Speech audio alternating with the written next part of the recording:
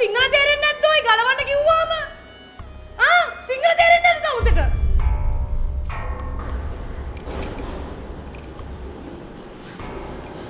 හරියට ඉතින් සිංහල තේරෙන්නේ නැහැ සුද්දෙක් නෙමු. ඒ අම්මපා. තමුස කියන්න එපා බං තේරෙන්නේ නැහැ තමුස කිව්වට. You not know. now ගලවපන්. කාපියාට. අම්මට සිරි සිංහල මගේ කට වහන්න. අනේ ඵලයන් බයි යන්න. නාකි සුද්දා. අනේ අම්මපා එතම මේ ඔක්කොම ඔයා හින්දානේ. මගුල සින්දුවක් අහන්න කියලා මමත් ආවා. ෂි. අර ගායක වැඩිච්ච මිනිහට ගොනා ඇනලා ඒ මිනිහට කියලා තනකොළ කප ගන්නවා වගේ නේද මේ උනේ.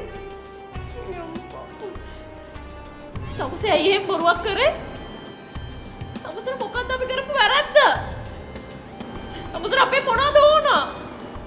අපෙන් නෙමේ. තමුසකින් ඕනේ. එයි අප්පා. මේ වැරදිලාවත් මගේ අත හැම ලිහන්න එපා.